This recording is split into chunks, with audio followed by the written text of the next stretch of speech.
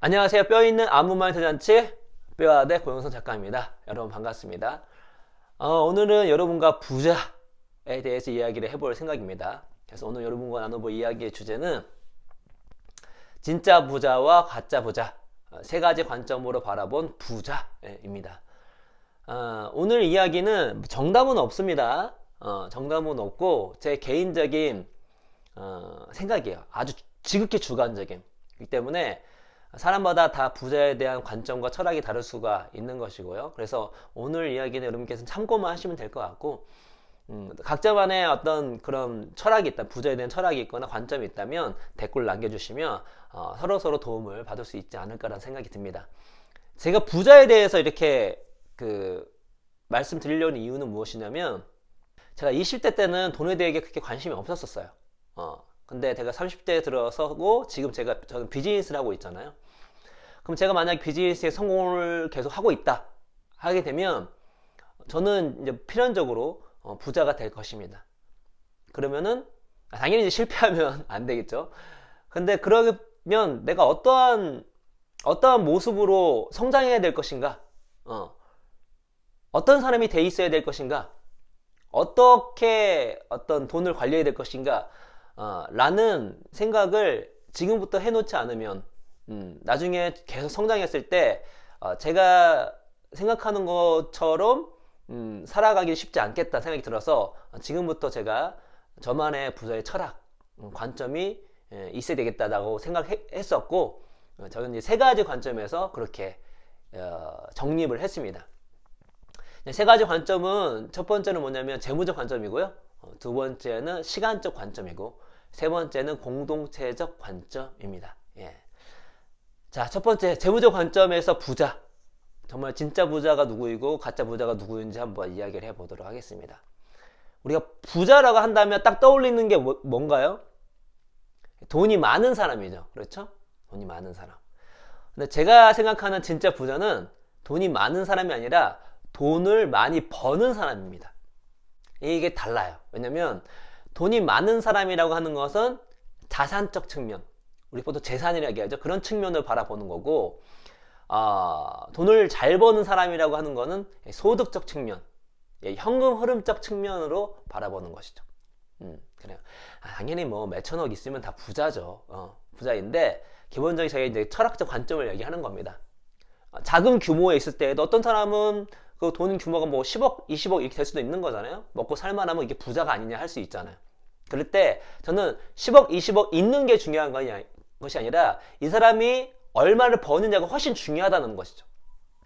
이걸 극단적으로 말하면, 극단적인 사례는 현실에서는 거의 없지만, 만약에 자산만 있고 현금 흐름이 없는 사람이라면 어떻게 될까요? 그러면 이 사람은 어떻게 되죠? 자산이 계속 줄어들 확률이 높습니다. 물론 자산 같은 경우도 위아래로 변동성이 있는 거지만 기본적으로 현금 흐름을 주입하지 않기 때문에 아래로 떨어질 리스크가 많이 크게 있는 거죠. 근데 현금 흐름이 있는 사람, 계속해서 소득이 꽤 많이 지속적으로 있는 사람은 어떻게 되죠? 자산이 위로 열려 있죠. 계속 늘어날 확률이 높은 것입니다. 심지어 내가 갖고 있는 자산이 좀 안 좋아진다 할지라도 계속 현금 흐름이 있기 때문에, 계속 소득이 있기 때문에 재산은 다른 사람보다, 자산만 있는 사람보다 쌓일 수 있는 확률이 훨씬 높은 것이죠. 이게 자산 중에 대부분의 현금 흐름이 좀 있습니다. 예를 들어서 뭐 우리 현금 같은 경우는 은행에 돈 넣으면 이자가 나오죠. 채권도 이자가 나오고, 주식 같은 경우는 배당이 나오죠. 그렇죠? 근데 금은 어떨까요? 금은 일단은 이자가 없습니다. 그렇죠? 자산이긴 하지만. 여러분, 그래서 그 금 투자를 하실 때 금은요, 어떤 높은 수익률을 보고 투자하면 안 돼요. 왜냐면 배당과 이자가 없기 때문에, 금은 거의 하이퍼 인플레이션 내지 디플레이션, 그러니까 경제 위기에 해지하기 위한 자산입니다. 그래서 뭐 기회가 되면 그 차트도 많이 보여주면 좋을 텐데, 그 금 수익률 차트를 보면은 금은 정말 좋은 투자처가 아니에요. 역사적으로 봤을 때. 근데 언제 빛을 발했냐? 대공황 때 1930년대 미국 대공황 미국을 중심으로 전 세계가 다 세계 대공황이 있었죠. 대공황 때나 이번에 2008년 금융 위기 때 그때 금이 엄청난 수익률을 보였죠. 그 외에는 생각보다 별로 수익률이 별로 없습니다. 그 이유 중에 하나가 현금 흐름이 없는 거예요. 예. 그렇죠? 그러니까 아무튼 간에 자산만 극단적으로 갖고 있는 사람은 뭐다? 자산이 오히려 줄어들 확률이 훨씬 높습니다. 아래로 열려 있어요. 위로 열려 있는 게 아니라. 근데 현금 흐름이 꾸준히 많이 있는 사람은 자산이 이미 위로 열려 있기 때문에 실질적으로 진짜 부자는 무엇이냐? 돈이 많은 사람보다 돈을 잘 버는 사람이라고 볼 수가 있겠고요. 두 번째로는 자산 자체는 변동성의 리스크가 많이 있습니다. 그렇죠? 그러니까 리스크가 현금 흐름보다 훨씬 더 커요. 그러니까 뭐 주식이든 부동산이든 심지어 현금이라 할지라도 현금은 여러분 가치가 안 변할 것 같지만 가치가 변하죠? 어떻게 변하죠? 네, 인플레이션이 되면 뭐죠? 화폐 가치가 떨어지죠. 그래서 뭐 30년 전 그 1억이랑 지금 1억이랑 다르잖아요. 30년 전 1억이 훨씬 더 큰 거죠. 그렇죠? 그래서 이게 명목화폐와 명목 가격과 실질 가격이 있는 거잖아요. 그것처럼 인플레이션 물가가 계속 상승하게 되면 화폐 가치는 떨어지게 돼 있습니다. 아시겠죠? 부동산도 왔다 갔다 하고 주식도 왔다 갔다 하고 비트코인도 왔다 갔다 하고. 그러니까 우리가 생각하는 일반적인 자산이라고 하는 것은 이렇게 변동성이 노출되어 있어요. 변동성이 노출되어 있다는 건 리스크가 크다는 얘기입니다.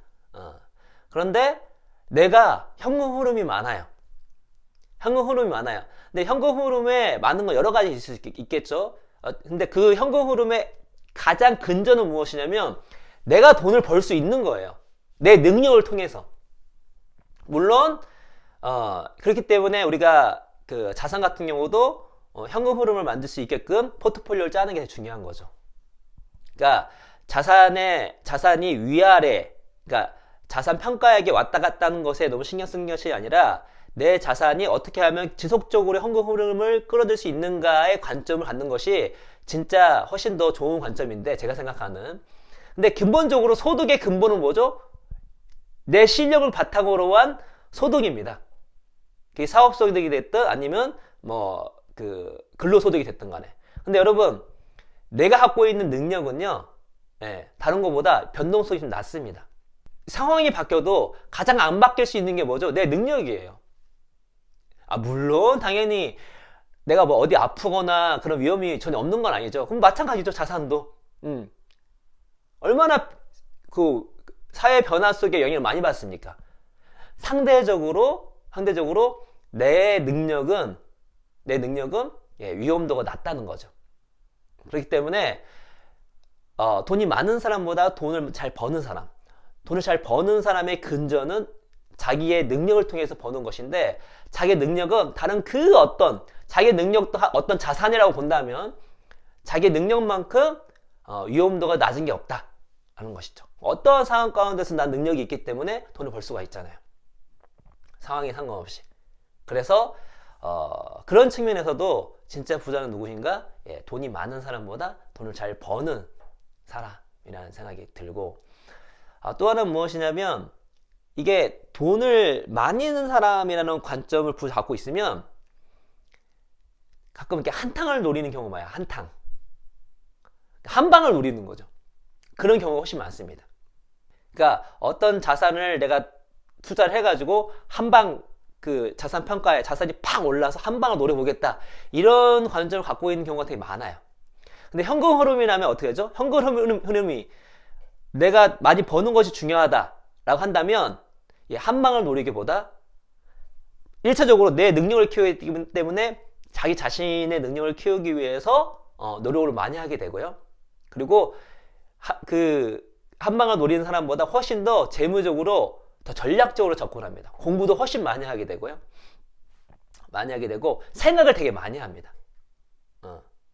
실제로 한 방 노리는 경우에는 뭐 공부도 안 하고 고민도 안 하고 하는 경우가 많아요. 남들이 돈 벌었다더니 이런 생각으로. 근데 현금 흐름을 중요시 여기면 기본적으로 내 능력을 키워야 되기 때문에 내 소득이 많아져야 되기 때문에 자기 자신한테 투자를 하겠죠. 그리고 어떤 상황이든 간에 현금 흐름을 창출하는 건 공부를 좀 많이 해야 돼요. 지속적으로, 이것이 한 방이 아니라 지속적으로 그런 돈이 나올 수 있게끔 만들어야 되기 때문에. 그렇죠? 그래서, 돈이 많은 사람이라는 부자라는 관점을 갖고 있는 사람보다 돈을 많이 버는 것이 부자다라는 관점을 갖고 있는 사람이 재무적 전략적으로 훨씬 더 바람직한 방향으로 갈 확률이 높다라고 저는 이제 생각을 합니다. 그래서 저 같은 경우는 어떻게 하냐면 이런 관점을 고수하기 위해서 저는 이제 회사에 있기 때문에 회사 입장에서 베스트가 무엇이냐면 상장을 하는 거죠. 상장을 하게 되면 주식 가치가 월등히 커지기 때문에 제 자산이 확 불어날 수 있겠죠. 그렇죠? 그래서 어떻게 해요? 상장할 때까지 어떻게 온갖 가진 어려움을 겪고 나가면서 열심히 일을 해야 되겠죠. 근데 그 고생할 때까지 현금 흐름이 내가 갖고 있는 소득이 적어질 수도 있잖아요.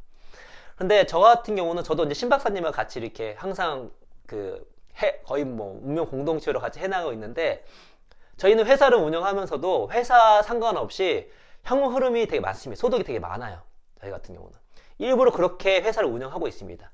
그래야지만 위험도가 낮거든요. 저희가 회사가 3개가 있는데 그 중에 하나가 체인지그라운드가 있는데 체인지그라운드에 저는 월급을 안 갖고 가고 있어요. 안 갖고 가는 이유가 여러 가지 이유가 있습니다. 하나는 월급을 안 갖고 가도 돈을 많이 벌고 있습니다. 현금 흐름이 많아요. 소득이 계속 많아요. 많은데 일단 회사가 스타트업이다 보니까 저랑 신 박사님이 이 회사에 기여한 게 많은데 기여한 만큼 돈을 가져가잖아요. 그러면은 회사가 일단은 직원을 많이 고용할 수가 없어요. 그리고 직원들한테 복지를 많이 해줄 수가 없습니다. 그렇죠? 그리고 직원 입장에서도 구성원 조직원 입장에서도 자기가 하는 거에 대한 인센티브, 자기가 열심히 하게 되면 이 회사가 잘 돼서 내가 많이 벌 수 있겠지 라는 것에 대한 처음에 모티베이션이 좀 낮아질 수밖에 없습니다. 그래서 저랑 신 박사님은 체인지그라운드에서는 돈을 안 갖고 갑니다. 월급을 안 갖고 가고. 그 이유가 뭐냐면 저희가 현금 흐름이 따로 많이 있기 때문에. 저희는 이제 저희는 인세도 들어오고 강의료도 있고 다른 것도 좀 하는 게 있거든요. 다른 데 납품하는 것도 있고 등등 많이 있습니다. 그래서 현금 흐름이 많이 있기 때문에 어떻게 된다? 회사에 월급 안 갖고 가니까 회사에 대한 재무 리스크가 훨씬 더 낮아져요. 반면에 저희가 그렇게 하기 때문에 저희는 저희 스스로도 저도 어떤 회사를 운영할 때 리스크가 매우 낮습니다. 왜냐면 심지어 저희 회사는 빚도 없거든요. 근데 회사가 망해도 저는 일단 근본적으로 끄떡이 없어요. 왜냐면 회사에 상관없이 들어오는 소득이 되게 많기 때문에. 물론 회사가 잘 되면 저는 당연히 소득도 많아지겠죠. 또 그렇게 연결을 시켜놨고. 그래서 제 스스로가 내가 이렇게 인고의 노력을 통해서 나중에 한 방 노려야지 이게 아니라 지금 당장 나에게 들어온 소득이 많게끔 다 설정을 해놓습니다. 그렇게 한 이유가 뭐다? 리스크를 최대한 없애는 거예요. 리스크를. 그리고 리스크를 잘 관리하는 사람이 진짜 부자라는 생각이 드네요. 제가 얘기하면서도 이게 재무적 관점이라기보다 리스크적 관점이라는 것이 더 맞을 수도 있겠네요. 진짜 리스크를 잘 관리하는 사람이 부자인데 그 부자는 내가 소득이 많을수록 현금 흐름이 많을수록 리스크 관리를 잘 할 수가 있으니까. 그렇죠? 또 하나 이 말씀 또 드려야 되겠네요. 자산이 많은데 자산이 고정자산이고 뭔가 유동성을 만들 수 없는 자산이라면 어떻게 되죠? 대표적인 게 부동산이죠. 물론 이제 부동산도 여러 가지 금융상품이나 자산 유동화를 할 수 있는 경우도 이제 많이 있지만 기본적으로 내 자산이 고정자산에 묶여 있으면 유동성이 떨어지기 때문에 상황에 대처하는 게 힘들어요. 상황에 대처하기 힘들다? 리스크에 노출되어 있는 거죠. 그렇죠? 현금 흐름이 많아요. 그럼 어떻게 되죠? 리스크를 잘 관리할 수가 있죠. 유동성이 풍부하니까. 그렇죠? 그래서 우리가 경제 위기 때 처음 나타나는 게 뭐죠? 특히 금융 위기가 처음 뭐에 나타나는지 아십니까? 바로 유동성 위기입니다. 돈이 잘 흐르지가 않는 거예요.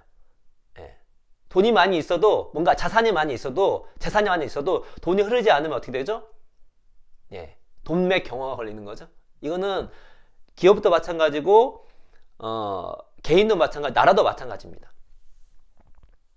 기업이 자산도 많이 있지만 자산을 현금화 못 시켜요. 유동화 못 시켜요. 그러면 리스크가 높아지는 것입니다. 그렇죠? 그래서 저도 최대한 현금 흐름을 확보해 나가면서 비즈니스를 하고 있습니다. 심지어 이 회사 상관없이, 회사가 진짜 우리가 회사가 항상 성공하는 것이 아니니까 망한다 할지라도 제가 그 리스크를 감내할 수 있게끔 다른 쪽에서도 현금 흐름을 만들어 놓는 것이죠.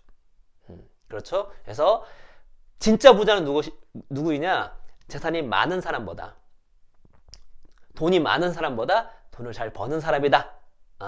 돈을 잘 버는 사람이 여러 가지로 리스크를 훨씬 더 잘 관리할 수 있기 때문에 진짜 부자가 아닌가라는 생각이 듭니다. 여담을 말씀드리지만 돈이 엄청나게 많은 경우에 부자가 아니라고 말할 수 없겠죠. 그 사람이 부자가 아니라고 말씀드리는 게 아닙니다. 그리고 많은 돈은 어떻게 되죠? 이거를 여러 가지 투자처를 통해서 현금으로 만드시면 되는 거겠죠. 그렇죠?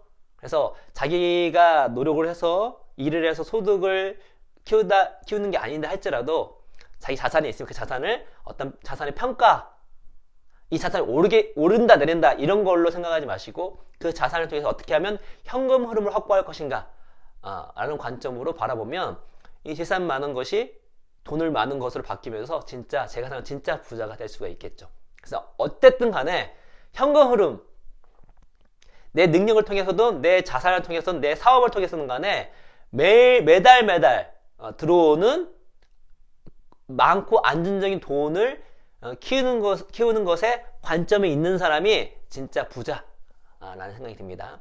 자, 두 번째 부자의 관점이 뭐냐면 시간적 관점입니다. 시간은 돈이다 라는 말을 많이 들어보셨죠?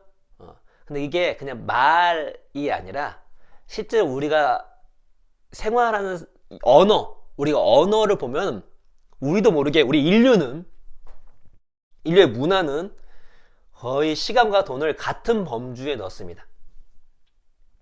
볼까요? 용어가 얼마나 비슷한지 볼까요? 자, 돈을 아끼다, 시간을 아끼다. 같이 쓸 수 있죠? 돈을 낭비한다, 시간을 낭비한다. 같이 쓸 수 있는 거죠? 돈을 투자한다, 시간을 투자한다. 같이 쓸 수 있는 거죠? 네, 그렇죠? 네. 둘 다 한정되어 있고 되게 가치가 높기 때문에 우리는 시간과 돈을 같은 범주에 놓습니다. 그래서 진짜 부자는 누구인가? 가짜 부자는 누구인가? 진짜 부자는 돈으로 시간을 살 수 있는 사람입니다. 가짜 부자는 돈으로 시간을 사지 못하는 사람입니다. 왜 돈으로 시간을 사야 될까요? 돈으로 시간을 사야 될까요? 이건 두 가지 관점이 있습니다. 하나 뭐냐면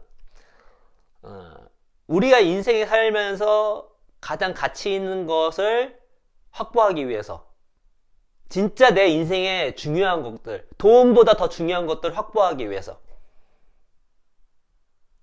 돈으로 시간을 사야 되고요. 두 번째로 돈을 더 잘 벌기 위해서 돈으로 시간을 사야 합니다.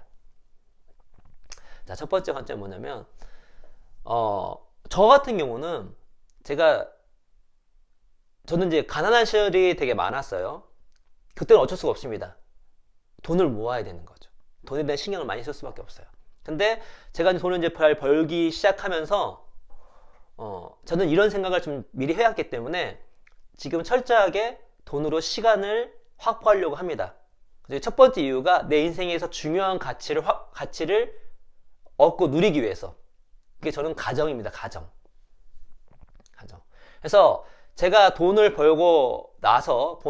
좀 잘 벌고 나서 어떻게 했냐? 가족과 있는 시간을 좀 더 확보할 수 있었습니다. 제가 사업을 2번 망했다고 얘기했잖아요. 그렇죠? 망했고 제가 어려운 시절도 많이 있었는데 그때 어떻게 해야죠? 제가 돈을 벌어야 되기 때문에 돈으로 시간을 살 조차가 없습니다. 돈으로 시간을 못 사니까 어떻게 되죠? 가정과 있는 시간이 많지 않기 때문에 제가 인생을 살아가면서 우리 가정만큼 소중한 게 없는데 가정하고 이렇게 가족끼리 있는 시간이 별로 없는 거예요. 그래서 제가 인생 가치에 있는 돈이 있을 경우에 어떻게 한다? 최대한 가족과 있는 시간을 확보하려고 노력하고 있습니다. 근데 뭐 다른 사람은 이보다 다른 가치가 있을 거예요.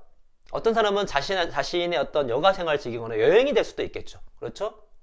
그러니까 돈보다 더 가치 있는 것, 내 인생을 살아가면서 그 가치 있는 거 하려면 어떻게 하죠? 시간이 필요해요. 그래서 돈, 시간을 살 수 있어야 되는데, 여러분 그게 쉽지 않은 사람이 의외로 많습니다. 왜냐면 돈을 많이 벌고 많이 모은 사람들은 자신의 시간을 계속 갈아 넣거나, 혹은 나중에 그게 너무 생활이 익숙해져서 돈을 시간을 못 사는 거예요.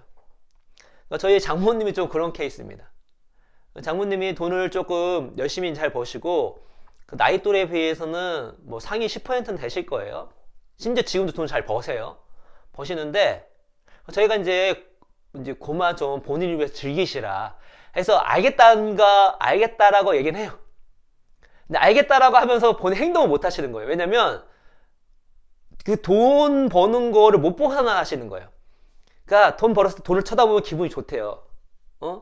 그러면서도 어떻게 본인이 그게 자신의 살면서 가장 큰 가치이면, 최고의 가치를 모르는데, 근데 그래도 오랫동안 일을 해와셨기 때문에 본인을 위해 투자하고 싶은 게 많이 있는 거예요. 즐기고 싶은 게 많이 있는 거예요. 근데 그걸 못 하시는 겁니다. 지금까지 살아온 생활 패턴과 지금 당장 들어오는 돈을 보니까 행동을 못 하는 거예요. 그래서 원래는 그 작년에 일을 그만두셔야 됐거든요. 근데 다시 오시더니 3년만 더 할게, 이런 말씀 하시더라고요. 그리고 그 장모님 친구분 중에서도 돈이 되게 많으신 분이 있는데 맨날 나가서 여러 가지 이렇게 잡일 같은 걸 하신대요. 근데 그 일이 좋을 수 있겠죠. 근데 그분을 딱 보면 뭐냐면, 그분이 즐기고 싶어 하세요. 그러니까 내가 잡일을 하거나 혹은 뭐 공공근로를 하거나 하는 것이 즐거우면 상관없습니다. 이게 내가 즐거워, 내가 몸도 움직이고. 근데 본인은 정말 다른 것들을 즐기고 싶은데 평생을 일을 해 와셨기 때문에 내가 하는 일에 은퇴를 하더라도 정확하게 은퇴를 못 하는 거예요. 뭔가를 계속 움직여야 돼. 일을 하셔야 되는 겁니다. 아니면 무언가를 하더라도 뭔가를 배울 수도 있고, 아무튼 즐기지를 못하는 거예요. 그렇죠? 그래서 다시 한번 말씀드리지만 일 자체가 즐기는 거면 상관없습니다. 계속 움직여야죠. 그런데 평생 동안 힘들게 돈을 버셔가지고 그 돈을, 시간을 활용해서 본인 자신한테, 자신의 행복을 위해서, 진정한 행복을 위해서 투자하지 못한 경우가 많이 있는 거죠. 그리고 또 장모님이 저희랑 가족이랑 많이 있고 싶어 하세요. 근데 어떻게 돈을 계속 버시니까 그런 시간이 줄어든 거예요. 만약에 안 그러시면 저희 집에 자주 백령도에 사시거든요. 자주 오실 수 있으시겠죠. 근데 거기서 돈을 버셔야 하기 때문에 자주 못 나오세요. 인천으로. 저희를 보고 싶어 하시는데, 저희 또 손자들 보고 싶어 하시는데, 돈으로 시간을 못 사시는 거죠. 그래서 돈으로 시간을 사야 합니다. 할 수 있는 사람이 진짜 부자입니다. 두 번째로는 돈을 더 잘 벌기 위해서입니다. 지금 당장 돈을 잘 벌어요. 그럼 기분 좋아요. 기분 좋죠? 계속 그걸 합니다. 그런데 이것이 한 단계 스케일업, 한 단계 더 성장하기 위해서는 우리가 공부해야 되고, 생각을 많이 해야 되고, 또 사람을 만나야 됩니다. 투자를 해야 돼요. 어떻게 되죠? 투자를 하려면 돈을 희생시켜서 시간을 사야 되는 것입니다. 예를 들어서 저 같은 경우는 요즘은 강의를 아예 거의 안 하고 있습니다. 회사에 관련된 거 아니면 거의 하지 않고 있어요. 근데 제 강의료가 싸은 편은 아니거든요. 강의를 하게 되면 어떻게 되죠? 현금 흐름이 따박따박 제 통장에 딱딱 꽂힙니다. 기분 좋지. 근데 하지 않는 이유는 무엇이냐면, 강의를 하게 되면 그 순간 돈을 벌 수 있겠지만 제 공부하는 시간이 줄어듭니다. 그리고 회사에 대해서 고민하는 시간이 줄어들어요. 회사 전략상 더 기회가 있는 사람들과 만남을 할 수가 없습니다. 그렇죠? 그래서 이 세 가지를 확보하기 위해서 어떻게 되죠? 제가 강의를 나가면 안 돼요. 그러니까 지금 당장 돈이 희생이 되는 것 같지만, 저는 이 세 가지를 할 수 있기 때문에 어떻게 하죠? 그전보다 돈을 더 많이 벌 수 있는 상황이 지금도 연출되어 왔고요. 앞으로도 그럴 상황이 벌어질 거라 믿고 있습니다. 그래서 제가 신박사님하고 항상 이렇게 논의하면서 얘기하는 게 뭐냐면, 우리 공부해야 된다. 공부해야 된다. 우리가 비즈니스 더 잘하기 위해서는 반성하고 공부하고 토론하고, 반성하고 공부하고 토론하고, 이걸 끊임없이 해야 된다.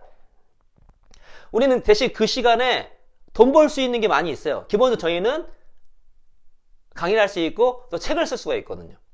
근데 그걸 스탑시키는 거죠. 스탑시키고 어떻게 한다? 우리 비즈니스를 키우기 위해서 공부를 하고 사람들을 만나고 토론을 하고 전략을 짜는 것이죠. 그 외에 저희 회사 내에서 저희가 감당할 수 있는 한 선 안에서 돈을 써서 해결할 수 있는 건 다 해결합니다. 대부분 시간을 확보하는 거거든요.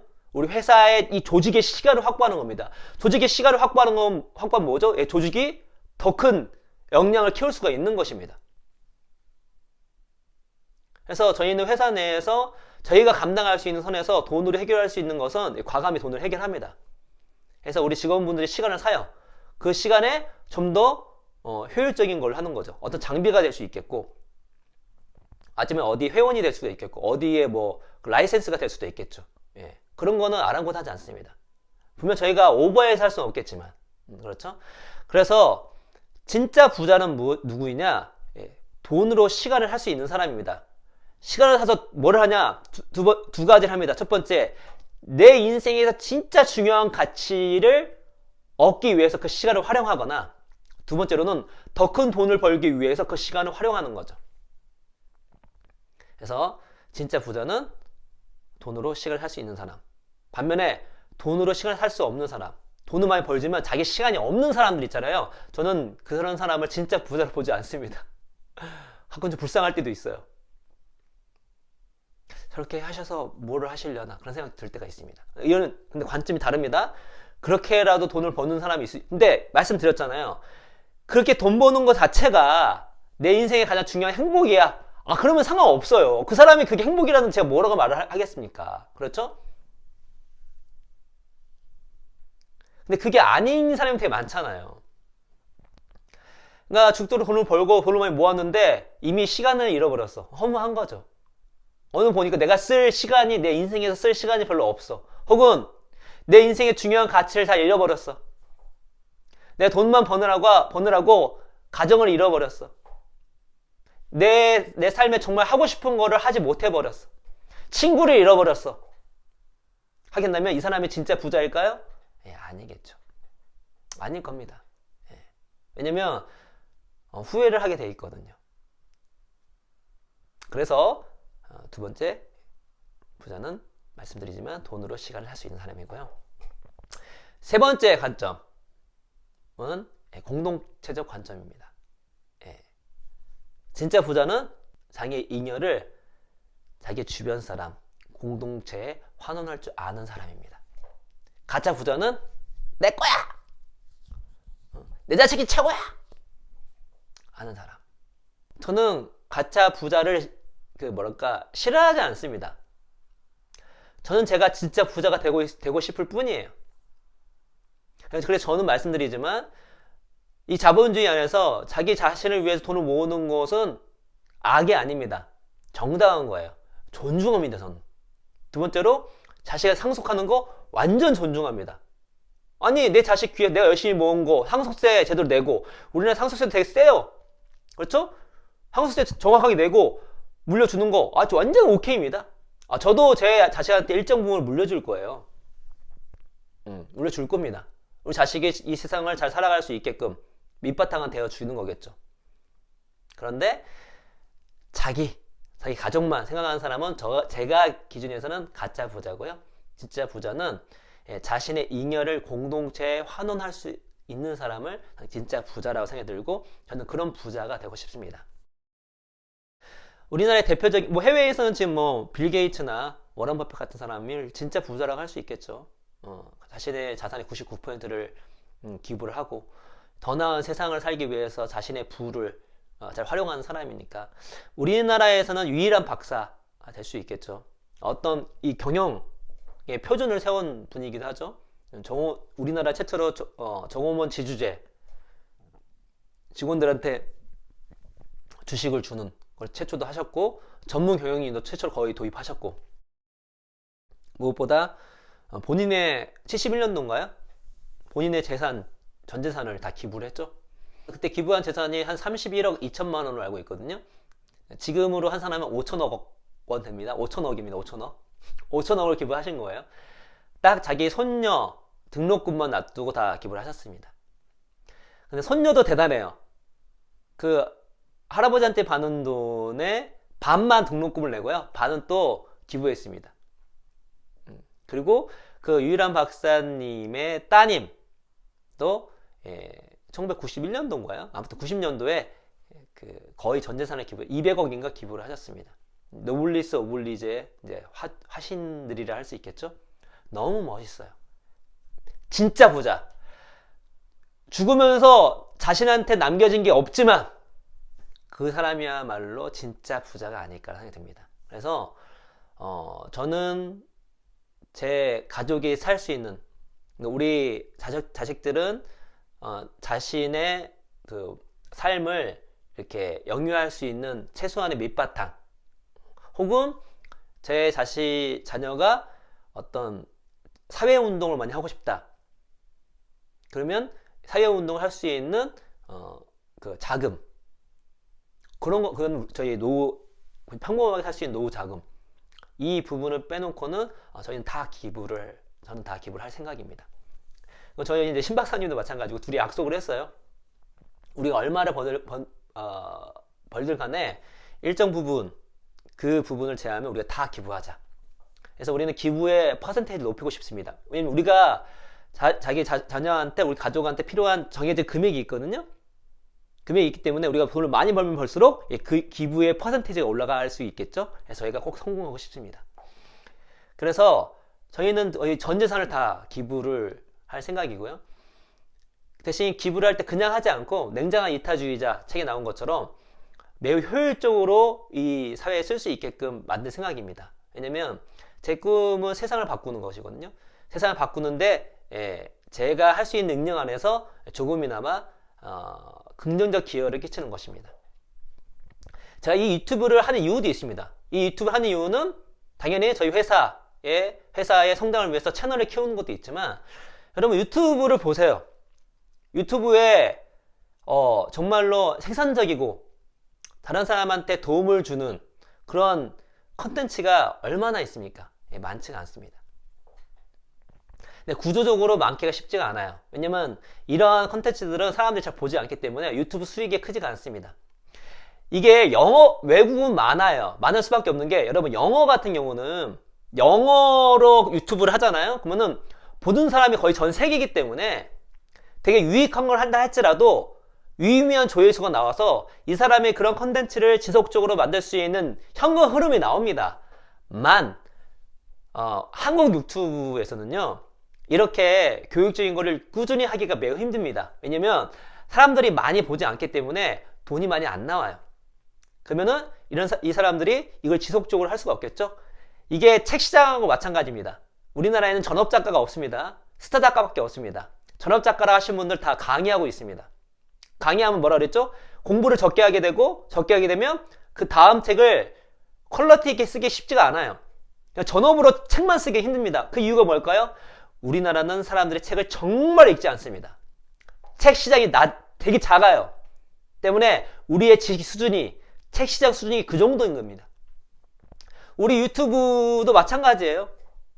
좋은 컨텐츠를 양성할 수 있는 데가 별로 없습니다. 왜? 조회수가 많이 안 나와.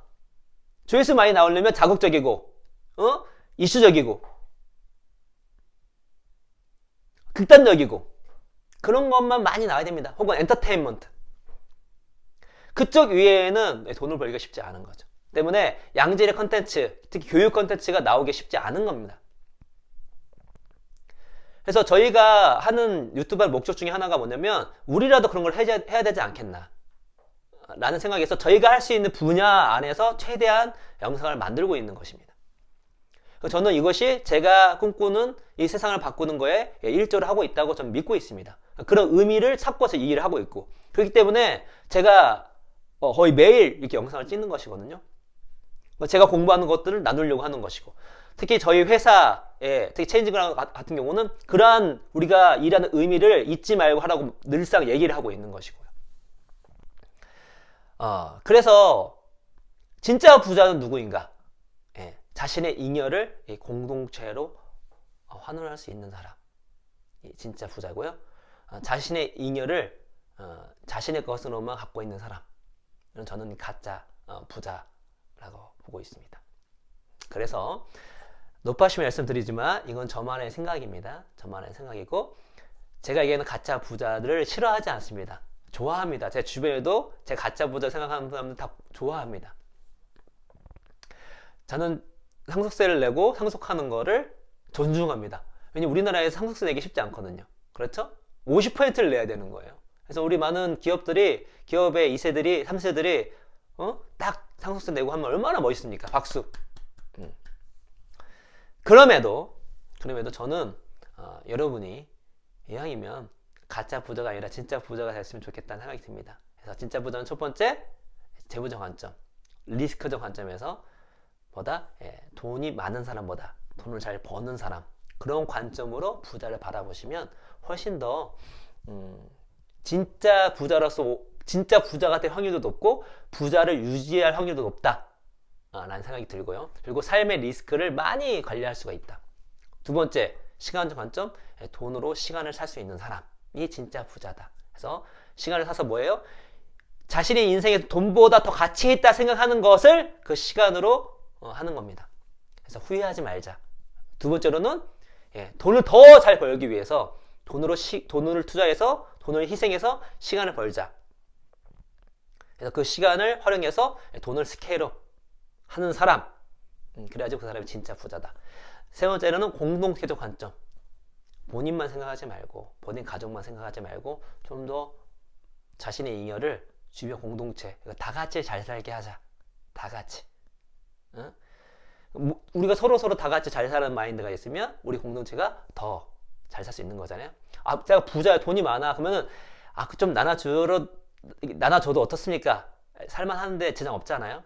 사는데 지장 없잖아요. 그렇죠? 그래서 대신 똑똑하게 효율성 있게끔 자신의 잉여를 환원하는 사람이 진짜 부자다. 그래서 우리 뼈역자 여러분들은 모두 다 진짜 부자가 됐으면 좋겠습니다. 오늘은 이것으로써 강의를 마치도록 하겠습니다. 감사합니다.